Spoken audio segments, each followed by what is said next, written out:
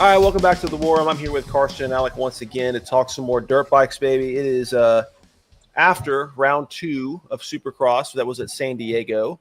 A lot to talk about here, guys. A lot of, just our usual beautiful violence of Supercross.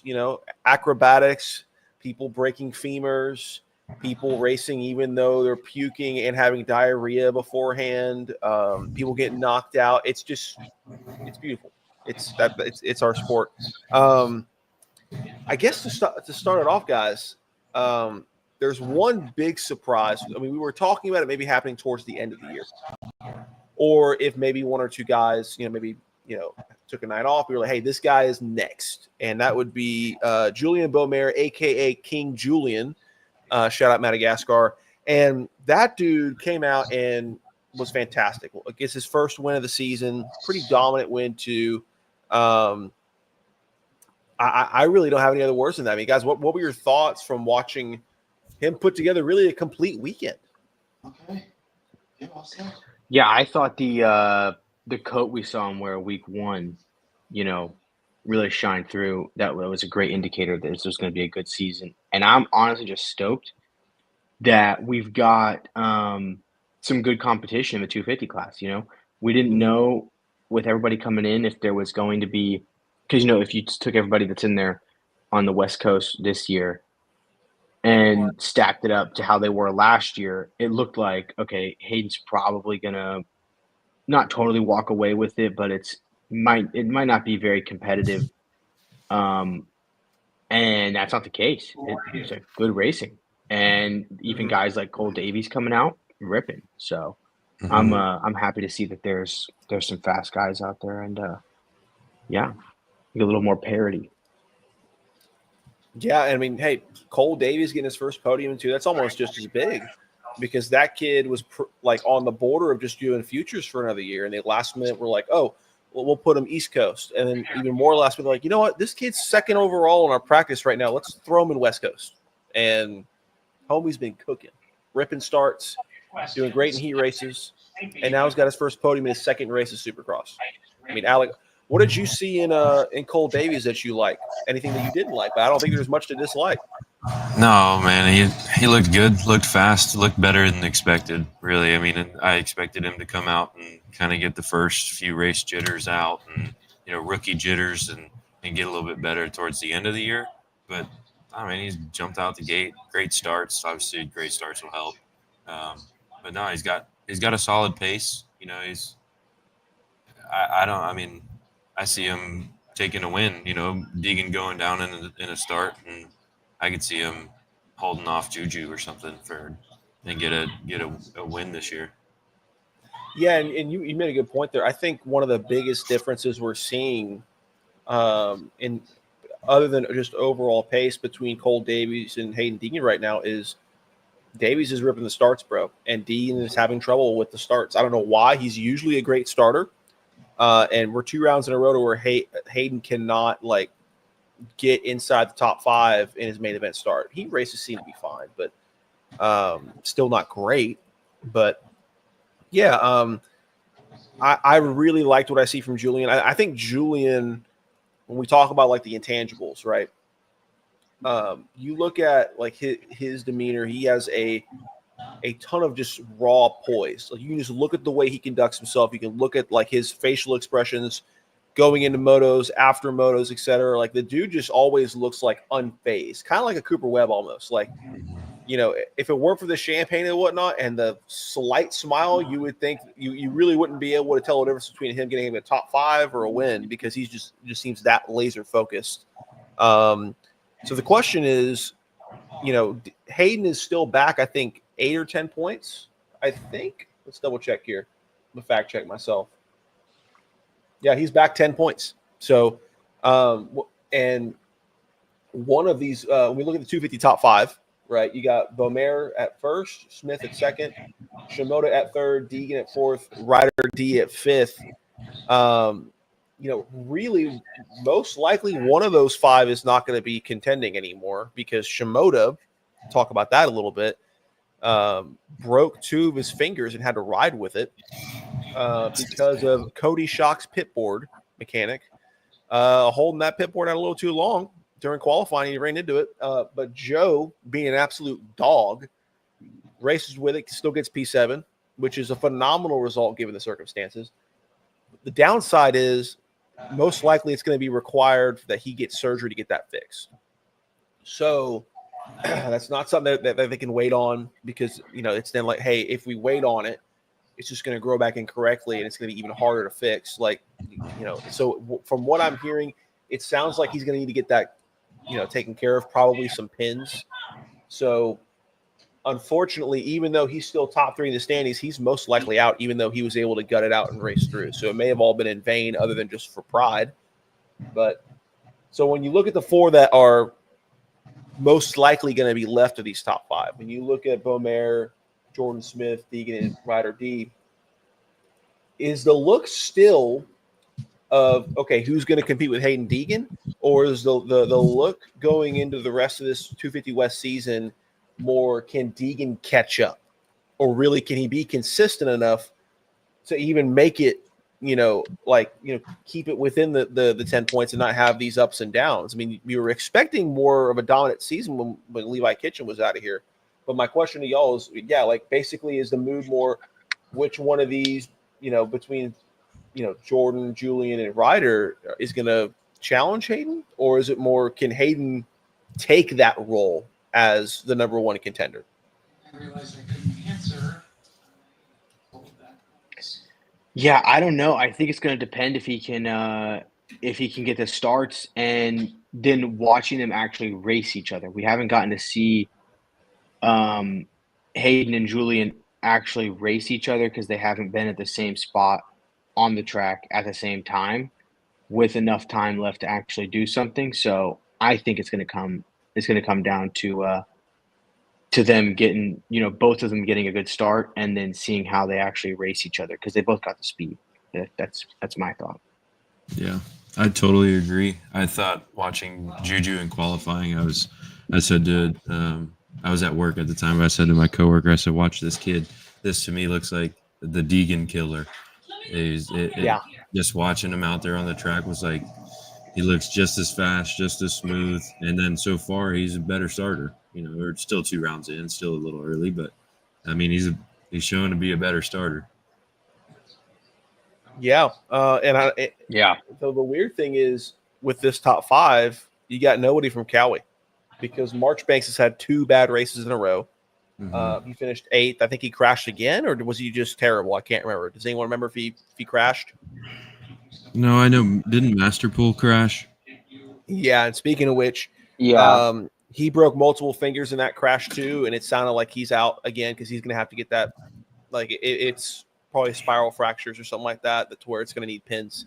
So both him and Joe out for probably 6 weeks, which sucks. But if they're lucky, then maybe they only miss about 3 races, because they will have the break in between there for when East Coast starts. So maybe they're getting back,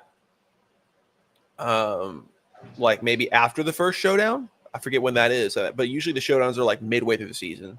Mm-hmm. You also have a 1-week break in there. So maybe if they're lucky, if it's only 6 weeks after surgery, then maybe they're back, for like round 10. But that's what I'm kind of thinking. 250 championship rounds are so short, man. You miss one, even just one race. I mean, you're pretty much out of contention of a top 3 finish. Maybe, unless you win out.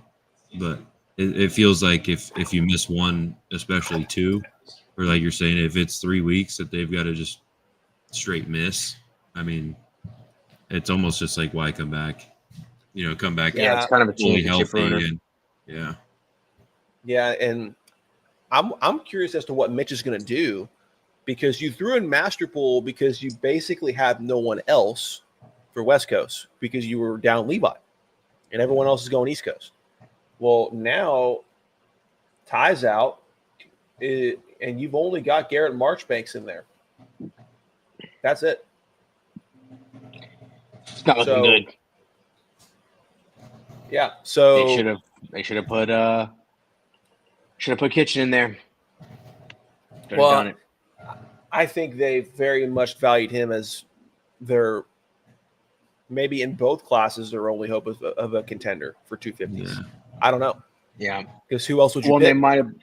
they might have been looking at it like, okay, we got, put Kitchen over in West, like a 70% chance, 60% chance of him coming away with it, and maybe less than that even.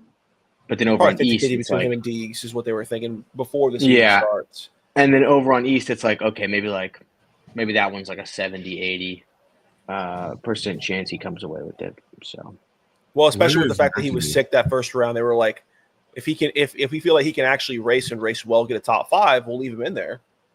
But if not, then if we know he's going to be like outside the top 10 because he's that sick and potentially injured as we discussed last week, then I totally understand the decision to move him over, because it's better to bring him in for 7 rounds plus the showdowns healthy than, okay, your first week or two with an illness that you still haven't gotten over yet, and it's almost been a week at the date that you're racing. We limp through that. You're probably already 20 points back, and then you're screwed. Other notable things here. Hey, Jordan Smith, back-to-back podiums for Triumph. I mean, round 1, P3, round 2, P2. He's only got to go one more up, baby. I mean, I think for Triumph, I don't think you could be more happier with his start. All we're waiting for now is the inevitable Jordan Smith random crash, unforced error. But other than that, he's being like exactly what Triumph needs right now. Just consistent results, getting in the top 5, and in this case, better than that. Just keep building. I mean, I think this also shows that Austin Faulkner made a fantastic decision, because I'm curious to y'all's thoughts, but from what I saw, that Triumph 250 looks nice. I mean, nice. Yeah, and he's racing well, and I think that some of these guys, it's a new team, it's a new bike, but they're not going to leave a good program unless I think they have an opportunity, unless they believe that this thing will work. I think that with the whole beta situation, some of the guys going over there, nothing bad on Colt or. Was it Benny Bloss that went over there? Yeah. But they didn't have probably at that moment like a lot of other great opportunities on what bikes they could get on, and like Jordan Smith was on Yamaha. I'm sure he could have gotten a ride somewhere else too, and so for him to go and do that, I'm sure he believes in what they've got. So yeah, and it's He's probably also tired of being one of like 16 in the Star 250 program. Yeah. Well, he's like, this test track is crowded, bro. I gotta get out of here. Yeah, and he's like almost twice the age as those guys over there, so he's trying to get on, hang out with some adults probably. Yeah, and all he sees is a carousel of people coming in and out of that place. It's either you're like Jordan Smith age, of where you've been a talented 250 rider, but you just haven't figured it out, but they know you're fast, so they'll throw money at you. Or you're one of the other 16 or 17-year-olds that was recruited to KTM by Daniel Blair, but Bobby Reagan just shows up with a checkbook and says, you can sign right now or you're never riding with me, and they just steal all of Daniel Blair's guys. Not like Daniel Blair's petty about that or anything, which understandably so. Other notes, Ryder D. For me, when I'm looking at Ryder D. Francesco, I kind of like, when I go big picture, I really like the way he's like taking a next step to become a top 5 guy. So props to him for taking that next step, because he looks like a completely different rider in regards to just overall pace, and even one lap speed. His qualifying looks, better. He looks better through, I would say, the whole race in general looks, like he's got a little more meat on him, all that good stuff. Like, he's checking a lot of boxes. But when I narrow in these first 2 rounds, and I'm curious if you guys feel the same, what I'm kind of seeing is consistently, when you get to those last 5 laps, he seems to be falling off a cliff. He seems to be fading towards the end of these first 2 rounds. And obviously, this is his second year, I think. I want to say it's his second year. And still developing a lot. He had to add more weight to himself to get more muscle, so that also can sometimes affect your endurance towards the end. And there's no better way to get yourself into shape than to race your way into shape. But sometimes you can spend 3-4 rounds racing your way into shape and let results go by. So Like I said, I'm curious if you all agree, but when I look big picture at Ryder D, I'm encouraged looking at his career and seeing, okay, he's made that next step. You know, we're a top 5 guy now. We're towards the front. My only downside is, we seem to have not figured out how to stop fading at the end of these races, because in the first round, he should have had a podium, gave up a last lap pass or a second to last lap pass to Jordan Smith. And then the second round should have had a P4, and he gave up that on the second or third lap to go or something like that. Like, I don't know if it's also he needs to be a better defensive rider, not like Vince Freeze defense, but clean defense. We'll talk about that idiot later. But do y'all kind of line up the same here? Do y'all think like, okay, big picture, huge step up, but when we look at these first 2 races, we've got to figure out how to stop fading towards the end? Do y'all agree? Oh yeah. Yeah. Go ahead, Carson. Yeah, I mean, it definitely seems like Ryder D comes out hot and he kind of, throws everything he's got at it. And then I'm like kind of looking at some of these lap times here, and it, he's getting, a couple seconds slower than, Julian and Deegan were, much quicker. And then his fall off towards the end of the race, he's going a lot slower there too. So it seems like he's starting out hot and has the pace, and then he just falls off a cliff midway through. Yeah. So I feel some of that may be like a race. I feel like some of it may be a race management. Like you said, if he comes out swinging super hot like that and has the pace to run with those guys, but obviously the endurance and the fitness isn't quite there, so he can't hang on to that pace the whole time. So when I say race management, I think if he started in 6th place, he could hang on to 6th place. If he ran a 6th place pace, that he'll probably stay there. But like you said, he jumps out super hot, just gets cooked, gets burnt, and then starts to fade late. He could put himself in a better position. And obviously, if he falls 2-3 positions, but he has the lead, then there's a podium. So, we'll see, man. He's still, like you said, he's got more weight on him, still learning how to handle that. And like you said, gaining that extra muscle, that extra body mass requires more energy. So he's probably just working those things out. Yeah, I mean, like I said, it looked like the dude finally went through puberty when we saw him at Anaheim 1 press conference. Like, I remember just going who's that guy? Like, is he a year how's he not on my? Oh no, it's just Ryder D with just testosterone. Okay, all right, we're going here. Okay. Last notable for the 250s, Styles Robertson. We were all kind of going what the heck? Where's he at? When we were at the second round of qualifying and then going into the heat race, where the heck? Where's he at? Bro, what happened? So apparently, in the first qualifying session in free practice, everyone was trying to hit that quad, the 3-4, and apparently he cased the piss out of that thing and hurt his wrist. So he tried to go out there in either qualifying. I think he might have done it in free practice, because I think he came out for qualifying 1 and then tried to ride with it and just said no, or he did it in Q1 and then in Q2 he tried to go again and just couldn't. So we'll see if he can line up this weekend. Time 2, I would probably err on the side of ain't happening, because of all the things to hurt a wrist while riding a dirt bike. I mean, Alec, have you ever tried to ride with a messed up wrist before?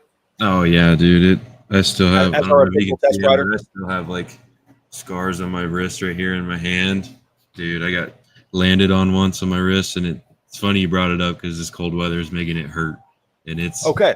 I can hardly, sign my name, without it cramping. So. So you're here first. For our official test rider is not snow ready. No. We're all just kind of cuddled up on our houses over here because we got snow all over the place. You would think we're on the East Coast, like Jersey. No, this is Houston. We've got 6 inches of snow because God's laughing at us. That's the only thing I have to say about that. We're not prepared. Cool. We don't have snow blowers. We're not prepared. No, we don't have snow blowers. We have Jimbo with a shovel and he may try to use a leaf blower and like some propane, and you want to get back when he tries to do that.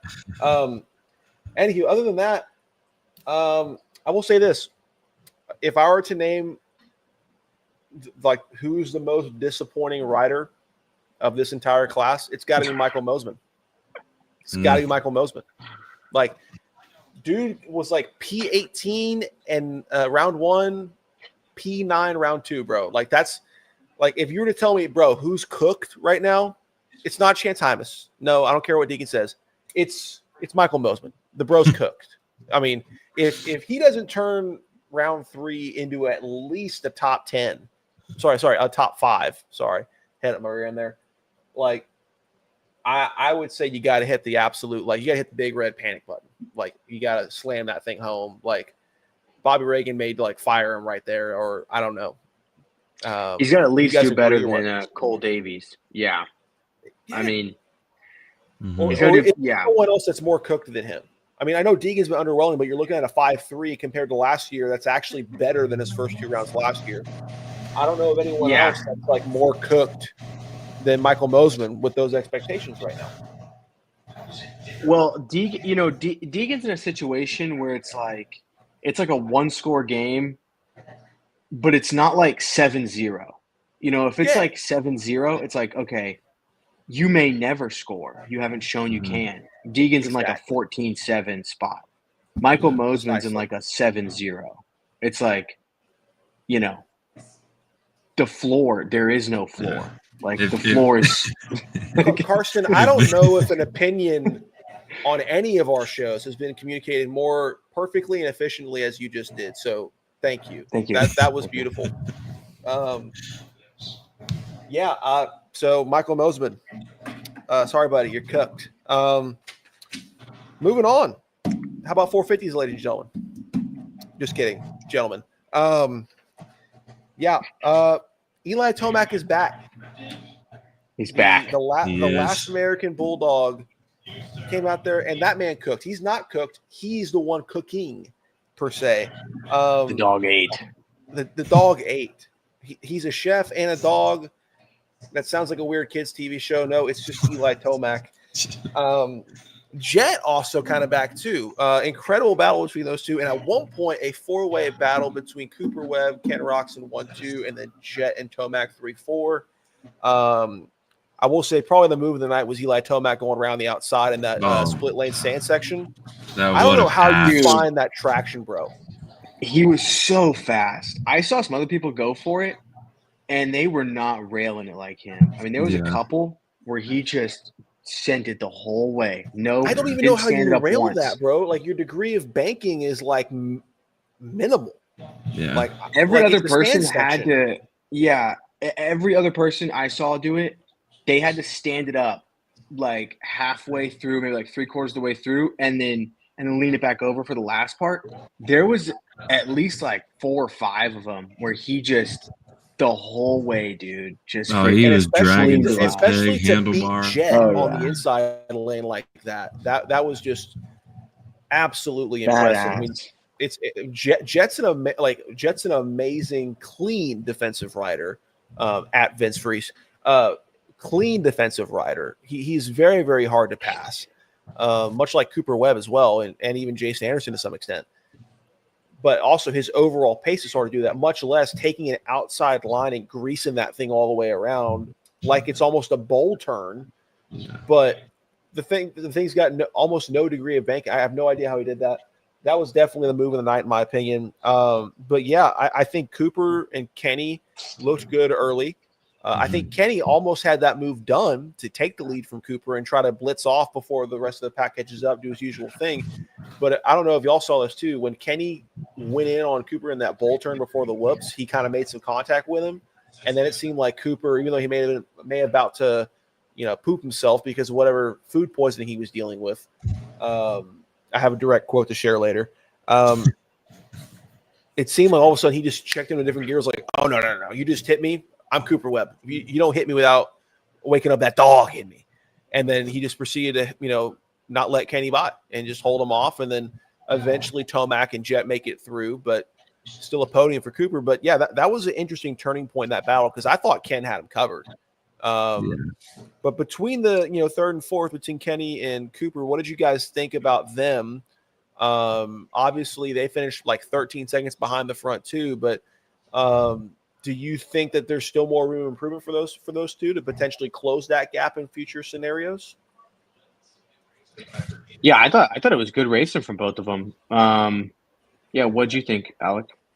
Yeah, I agree. I mean, we see it from time and time, or every season. It always feels like if Webb and Roxon find each other, I don't know if there's Kenny misses his old girlfriend or what, that Cooper Webb's wife now.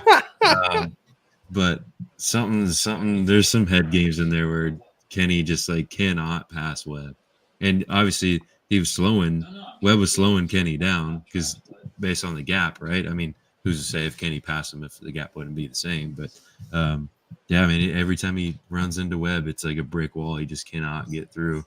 But I mean, they look good starts for the most part. I mean, pace looks close to there. But Kenny's always been, if you get him out front, I mean, he's going to put in a couple hot laps and manage a lead. But, for Webb, I think those guys just need a better start and be in a better position, and not lose touch of those, of a Tomac or a Jet or even a Chase if he's up there. Yeah, it just looked like once Tomac and Jet got by Kenny and Cooper, like they just didn't have an answer. And that's where you saw, I think that was probably like lap 5 or 6. That's kind of when you saw that gap start to build from there. And with Cooper, I'm encouraged that he will make that, like in the later end of races, if that were to play out again, kind of make that a 3-way fight at least, because of the fact that, and I kid you not, he was one of many riders actually sick that weekend, but apparently there might have been some food poisoning going around because, and I quote, Cooper Webb said that he was spraying out of both ends. On the bike? I don't know. It could have just been all day. I don't know if the dude had Depends on the fly racing gear. Maybe if he comes out next week with a Depends sponsor on his fly racing gear, we'll know what really happened. But yeah, but you want to talk about guts.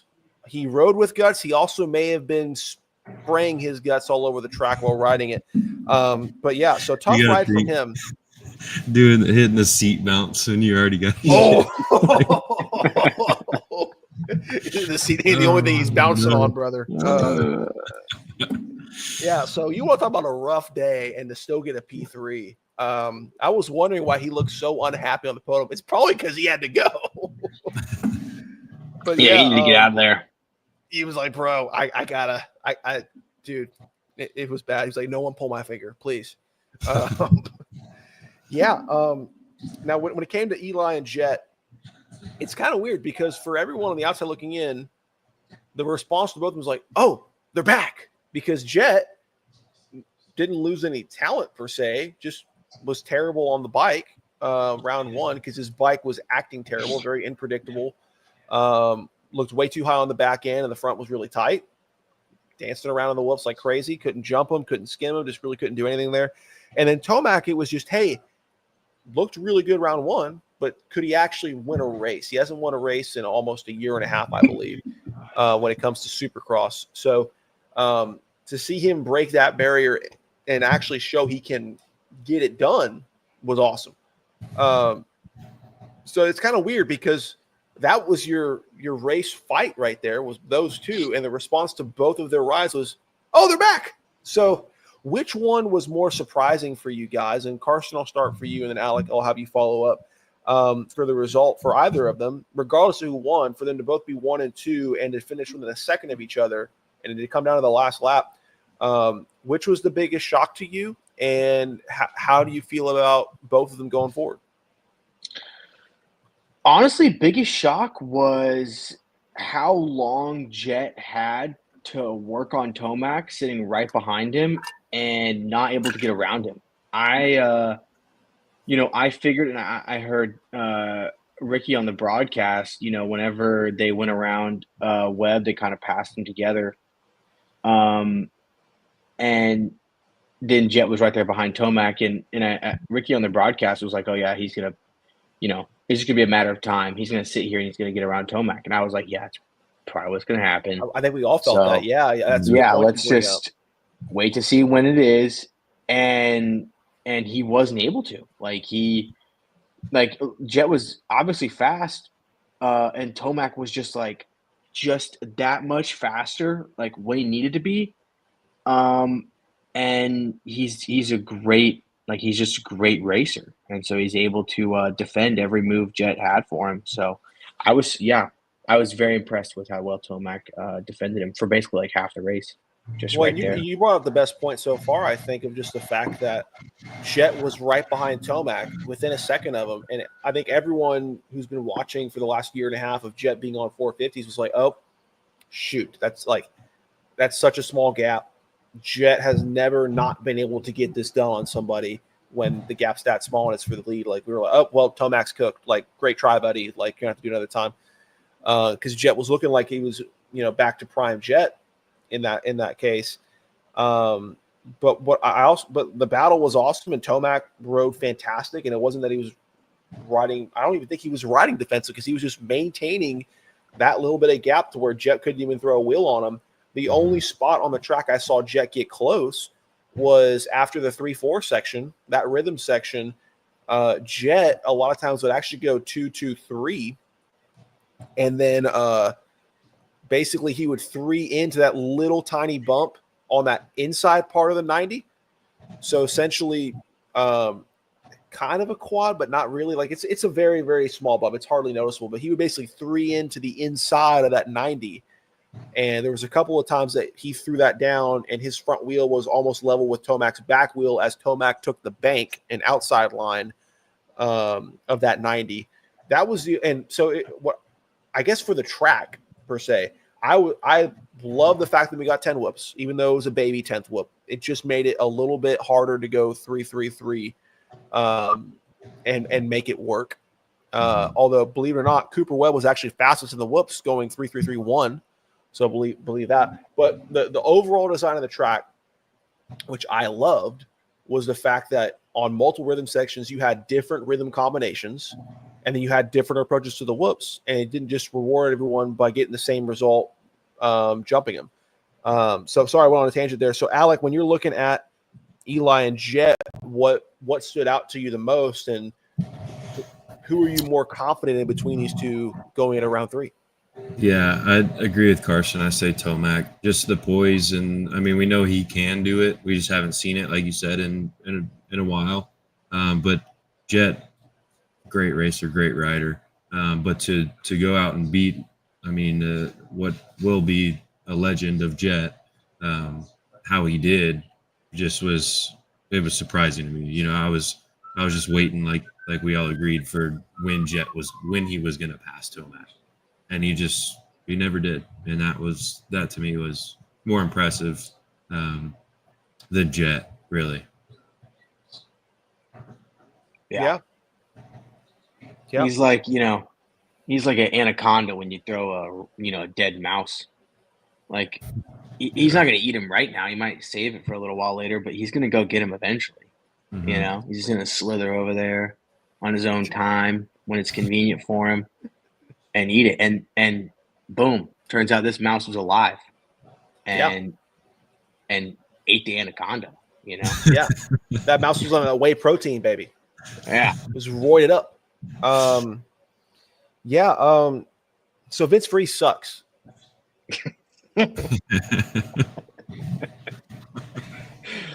Yes. Punts Benny Bloss in the heat race. And in both the heat race and the main event, he does what Vince Freeze does. He rips the start, which is about the only thing he can do well, and then cross jumps the piss out of everybody. The whole race. We'll change lines, all other stuff. And then to make it worse, when you're a lapped rider, and it's really funny going back and watch the film, watch the way the blue flag guys wave the blue flag and stare him down, because they're like, oh no, this is Vince. Like, of course he's not going to listen, but we need to make a point here. And like, they're almost leaning into the racetrack, trying to like almost put the flag in front of his face. It was just really, really funny, like doing it with some attitude because they knew Vince was being an idiot. But yeah, he almost gave Jet the pass on Eli by just being an idiot and being in the way. Like, I don't know about y'all, but I was infuriated. Although I know, like, I may or may not sometimes designate Vince Freeze as a threat to society, along with a good amount of the moto community. But I don't know about y'all, but Vince Freeze sucks. Put that man in jail. Put him in jail. 25 to life. although he gives us something to talk about, so there's that. But if he takes out Mookie anymore, I don't know what I'm going to do, but it's not going to be healthy for the guy. But The gloves are coming off. The gloves are coming No more off. I'm funny just going to business. all I can do is I'm just going to say more offensive things about him on this show. That's all I can do, unfortunately. I mean, talk about making a career out of it. You're just making a career out of just being the guy everyone hates and getting in the way of all the good guys. You just rip starts, get in the way of all the guys making $300K more than you, and then just get completely roasted in the comments and all of your Instagram posts. Like you have to go private as a professional athlete. Keep it rolling. I'm all for the Vince Freeze slander. Bro, nobody wants to see you have to double everything after 3 laps, bro. Like, if anything, I wouldn't be surprised if I saw him double in the whoops, just going 2 with how much he fades halfway through races. Like the bro, he's a threat to society. I want to see him thrown in jail. I would like the AMA to do something other than give him not even a slap on the wrist, just like I don't know, put him in the corner, like anything other than what you've been doing right now. Like apparently they're Vince Freeze got called to the AMA truck. It's like, for what? What are they going to tell him? Because it's been over freaking 10 years now, and all we hear is, oh, well, he went to the AMA truck. It's done nothing. Anywho. You know what it seems like? It really seems like he goes to a test track and just does starts. And that's the only thing he does. And so he just rips the start, and then he's just in the way for every single person because he's in first. It's like every person has to deal with him at some point or another. But he can start like unbelievably well. Like Michael Lessie. And yeah. And then he's just sitting like I wonder if he sits in the left lane and goes like 50 on the highway. No. He Sits in the left lane, goes 85 on the ramp, right? When he gets on the and then hits the ramp, and then he's like 85.9. He slams to the brakes, goes to 45, and he's swerving between 3 lanes, preventing anyone from passing him. Just puts slashers on. Yes. Yeah. He's a threat to society, and but people were. I gotta say, I can't even blame his team for paying him to do this because you have to think about it. What other privateered organization and sponsor is getting more airtime on television than anyone who pays Vince Freeze to go do what he does? All he does is rip hole shots. It's great for sponsorship. He's always in the front. Like, he's in the front for 3 laps, but dadgummit, he's on TV every single time. I'll tell you. And Cole, this goes back to that theory that I had in F1, man. And I say this is across racing, period, okay? Would it be better to have the team that's the best and that's who you're sponsoring, or the worst? Because think about how many replays a good crash gets. We were talking about that. And it's like your logo going by in slow motion for everyone over and over again.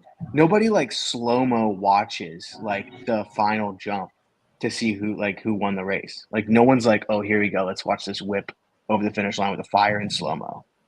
Yep. No one does that. They watch the crash. They watch Vince Freeze take guys out in slow-mo, and they're like, oh my gosh, is that an MCR Honda? Holy shit, what's that? Yeah. Over and over again. And hey, on the crash side, I didn't even know AEO sponsored a KTM, but because Talon Hawkins freaking broke his femur and Avery Long knocked himself out cold, I know AEO has a team. Yeah. think you're onto something here. It's just a sacrifice of one femur, and you've got yourself a good little advertisement. So Yeah, I don't know what else to say. I mean, I didn't know Yeah. that. I didn't know that. What was it? I'm gonna go out on a limb. I'm gonna say Vince Freese is underpaid. Honestly, I think they need to give this man more. I mean, he's getting them an unbelievable amount of airtime between like the broadcast, maybe not so much, but well, to your point on the crash, social media afterwards. To your point on yeah, the social media flat may be part of the advertising at this point. Oh yeah. This weekend's comment section being open is brought to you by. Yeah, I mean, dude, I just found a way to get Vince Freese more money. He makes his Instagram public after races for 2 hours for someone like, I don't know, like Moto Concepts sponsoring it. So he'll like this is Vince Freese. If you dare to listen to this podcast, one, I will block you after this, but two, more importantly, great business idea that I want a 10% commission on. Have a sponsor pay for you to open up your comments for 2 hours after races for people to just go in there and let it all out. Probably get Meta to flag them and like maybe like suspend their accounts, but they're not going to care. They may make a burner. And then after the 2 hours is up, back to private. I mean, he's a live stream. There's a live stream press conference and let people come in there. Like, let people hop on. Dude, that would be so funny. Just pay $1,000 to split screen chat him on live. That'd be funny. I would watch the Vince Freese presser over the normal one. I would. I would too. That'd be amazing. That'd be amazing. Although that would pretty much sound like a 2009 Modern Warfare 2 multiplayer lobby. It would be that bad. It would be that bad. Other than that, Jason Anderson cooked, and I'm not saying in a good way. He is cooked. Let me clarify that, because the homie I think was running P7 at best, and then all of a sudden he dropped 5 spots, 5 or 6 spots to like P13. I think that's where he finished. Yeah, I'm pretty sure it's P13. I have no idea what happened to that man. I don't know if it was a bad start. I don't know if it was a crash in P7. That's an unacceptable result for Anderson. He's got to rebound quickly. Aaron Plessinger, he was another guy that was sick pretty bad. Not exactly sure what it was. I don't know if it was he ate the same thing that Cooper ate. I will say I did hear on the Pulp Show that Chipotle sponsored this weekend. I believe it was a Suzuki truck, the Progressive truck. I don't know. Somewhere a bunch of people during one of the Friday sessions or Saturday got a bunch of Chipotle. So I almost wonder, hey, maybe they get that E. coli back. I don't know. That's sus. It's very, very suspect. I want a list of who ate the Chipotle and what they ordered, and let's figure this out right now. So because we had like 4 or 5 guys sick. So we've got to investigate this because Lord knows we're not going to investigate Vince Freese. So we may as well do the next best thing. It's fine. I'm fine. Malcolm P7 was running. Man, dude, I will say this. I think the reason I don't like Hunter as much as Jet right now, just as like who I pull for, is whenever Hunter's not actually fighting for a podium or like a top, like, or a win like it was in SMX, as like Alec was talking about, he's just a booger bro. Like he just like will be like, whenever it's like one of my favorite riders, like a Chase or in this case, a Malcolm, it's like, I would have felt really good if Malcolm was running like top 5 in that back half before Chase caught up. Like if he was sitting there P5 and the other guys in front of him are Tomac, Jet, Roxon, and Webb, I'd be like, okay, unless Chase passes you, you get a top 5. That's a fantastic result. And he's 1 second behind Hunter, and he just can't get past him. And he, like, Hunter's that guy that's like, it's almost like whoever your favorite rider is, if they're having like an okay night and they just need to pass one more person for it to be a good night, he's right there, and he's just going to be in the way. It's not any fault of him. He's riding great. And matter of fact, Hunter was riding sick too. He's another guy that was riding sick. I heard Kenny might have even been sick. I don't know what's going on. I've never heard of this many people being sick in a race ever. Anywho, So I'd say a lot of that was insignificant, but there it is. I think Hunter getting the sixth place despite being apparently pretty freaking sick is pretty impressive. Like I said, Malcolm, better rod. I think his pace was better, but he's got a ways to go to get a top 5 pace. So I think his peak for these next couple of races is probably a top 5. I don't see a podium coming out without some carnage, but a better result than A1. And I did hear that Malcolm is still pretty beat up from that A1 heat race crash, because apparently what had happened, I couldn't quite figure out like what part of him was hurting other than just like everywhere from his, flip out. Apparently as he was going over, he took a handlebar to the ribs and it almost broke his ribs. So that's kind of what happened. Like his whole body, as it was flipping forward and the bike caught with the handlebar, like almost like a stake through the ribs. It's kind of a miracle it didn't break him.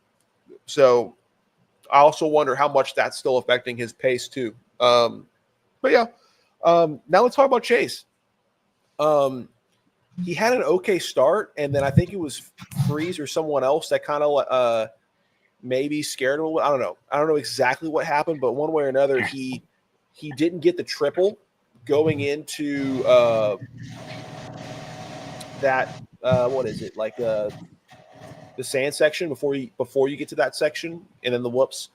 So he had to like double, and he cased the double and singled the last bump there, and it so almost had a repeat of what happened in SMX round 3 where he got landed on. That would have been the end of him.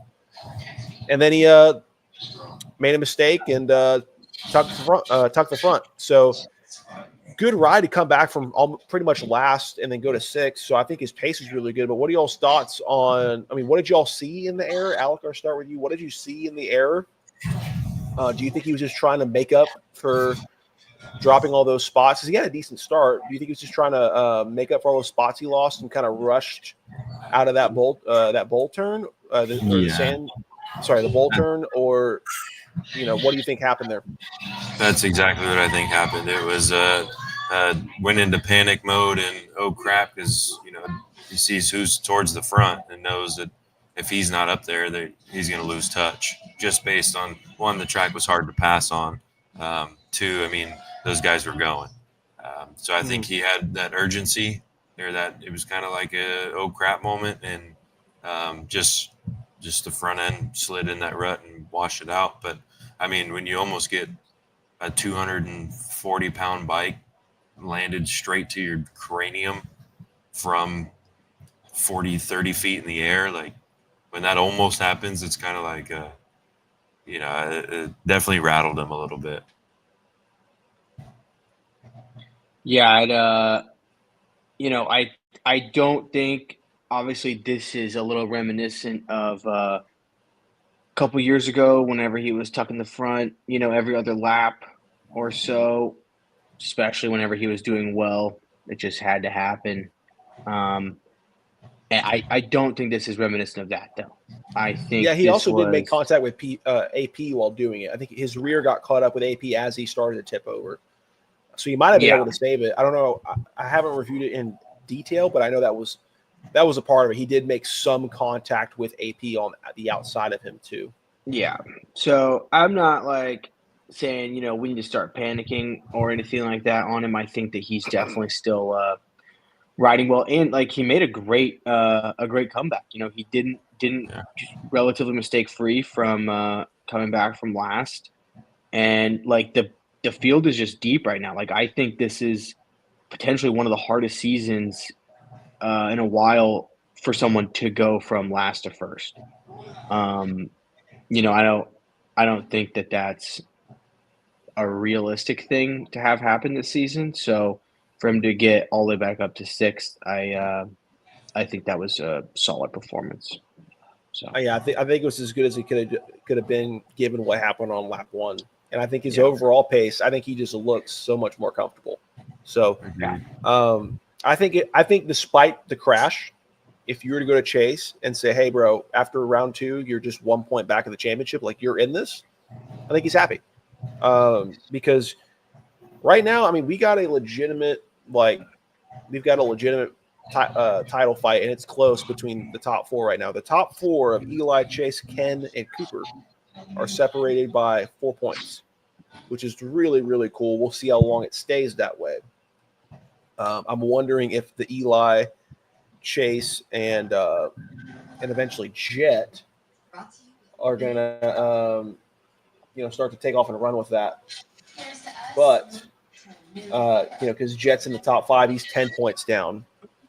So I almost wonder if between Ken or Cooper, they can continue to stay on podiums while the other 3 battle it out, and maybe 1 or 2 of them get in a wreck because they decleat each other while going for the win. I almost wonder if Ken and Cooper can be those guys that just keep putting in those consistent top 4s, and they end up, with like 4 rounds to go, they're still like 5 to 10 points down, like still in it, just from being consistent. But yeah, any last thoughts on the 450s, guys? I mean, any comments in the championship right now? Like I said, your top 5's Tomac, Sexton, Roxon, Webb, and Jet Lawrence. Any closing thoughts here before we go into our predictions for next week? Yeah, I want to talk about just briefly that how close the qualifying times were between Tomac, Jet, and Chase. I mean, you're talking was it a tenth or a tenth of a second? A thousandth of a thousandth. It was 0.56, 0.956, 0.957, 0.958 or something like that. That's insane. Whatever it was like a thousandth going all the way down in Q1. Yeah. It was a little more separated in Q2, but like, bro. Right. But I think I don't know if we've seen that before. No, but I think that's a test to what you were saying about how close, the championship with the points, how they sit now, but how it almost feels like that we've hit that line of the best of the best. All are within, that line is that time, and they're all within a thousandth of a second. Like, it's gonna be fun. Yeah. This is what happens when you're able to keep a lot of your guys healthy for once. You get really, really cool and weird results. So I'm here for it. We have a legitimate title fight, and we're not sure who's going to take the reins of this thing and become that guy everyone's chasing just yet. Because you could say that with Tomac, but he has a 1-point lead, and his first 2 rounds are 5-1. So we always talked about, Anaheim won. Is Anaheim won? You can never make your long-term predictions off of it. But typically you can't even do that with San Diego in round 2 or just round 2 in general, because it's like, okay, great. Like, we still don't, there's always some kind of weird thing that happens. Like like in this case, the weird thing was Chase wrecks in the first lap and then has to come back to 6. So that's how you have everyone so bunched up together. Otherwise, you would say that, Chase is really, I think with his pace, he could have at least gotten a top 3. Then you would be saying, Chase is kind of the clear, like he's the one everyone's chasing right now, pun intended. But that's not the case. So I think round 3, the only prediction I would make right now is that I think we will see someone at least attempt to take this by the reins, and I think they will. I think someone will finally emerge with some kind of a gap to chase after. So we'll see who that is. But speaking of which, going into this week at Anaheim 2, I looked at the track map, and only better than a whoop, a section of whoops in Supercross is 2 sections of whoops at Supercross. So Jorge Prado is cooked, unfortunately. But I love Jorge Prado. He is so awesome having the sport. I hope he keeps getting better and better. I hope he stays healthy. And I can't wait to watch him in outdoors. That'll be a lot of fun. And I love watching him develop in this side of it too. So,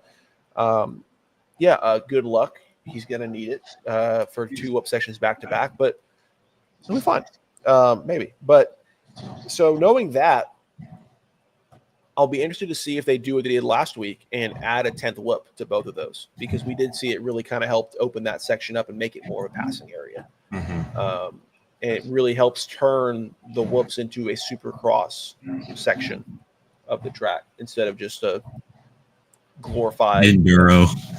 Yeah, exactly. Only other time we've seen enduro on the Supercross on like a Supercross track is when basically Chase Sexton would put it into enduro mode to run over Eli because there was nowhere to go. So he even made the joke like I didn't know I had to do enduro cross. It's kind of what it felt like. It felt like I was going over a log. So yeah, going into next week, if you had to say right now to close this out, who would be your top 3 and why? That's tough. I think it's going to come a lot down to starts, obviously, like normal. The 10 whoops. Well, it looks like from the track map, it looks like it's 10 on both of them. Who knows what they'll, actually end up doing. But that's definitely going to be a huge factor. I think that obviously plays into to Tomac. That was another thing too in this last weekend. A lot of people were trying to hit him on the left side, and it was getting worn down. He was going off to the right and doing really well. And I think he's got more versatility in how he can ride the whoops and control where he's at in his line. So I think it's going to be – but they might wear down quick too, And if that's the case, then now Webb is going to have the advantage. So I think it's going to be a similar podium, honestly, to this last weekend. I think it's a similar podium, and I think that, but I think Jet wins.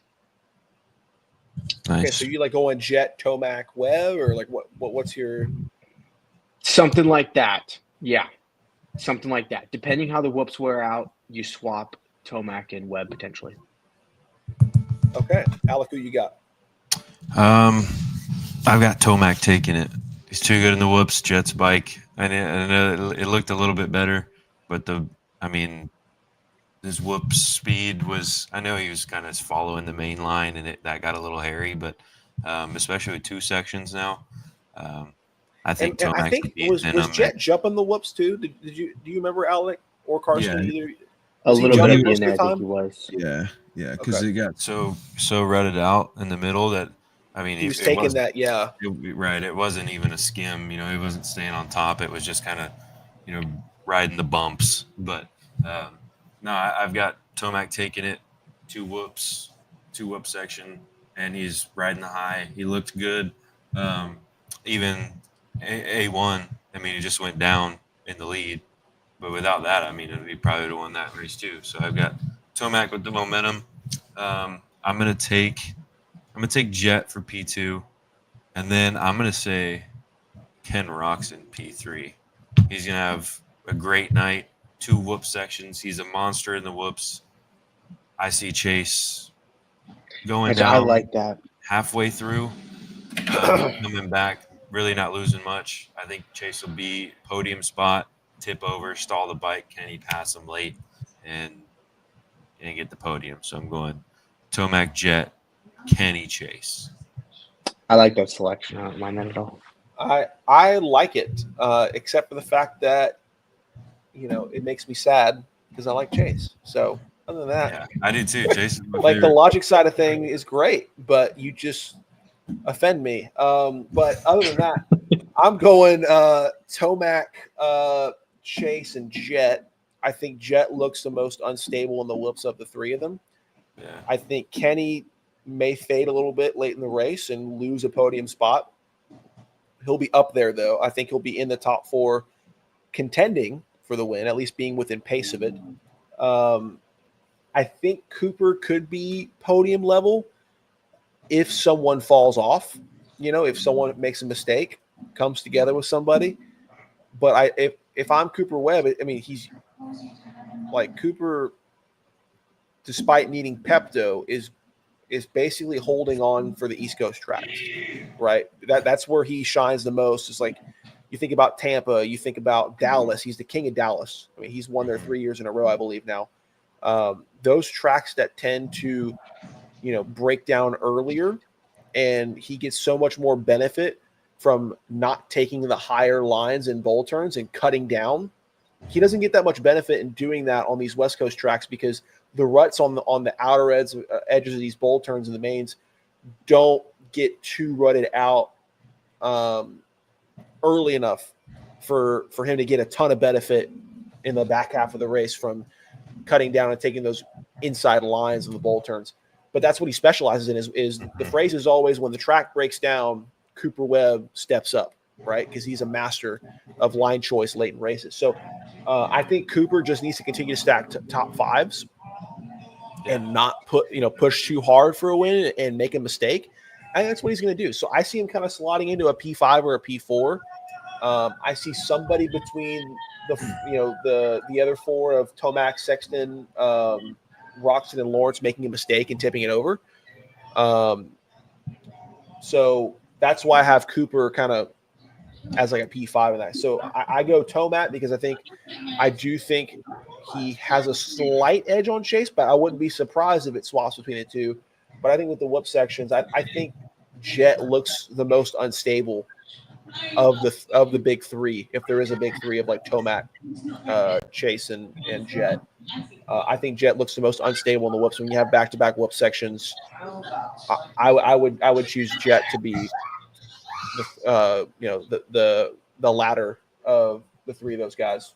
So, but as always, we make picks and the Supercross gods laugh at us. So I would be willing to bet that none of our predictions are even remotely close. And, who knows? Maybe someone like Justin Barsh is going to win. I don't know.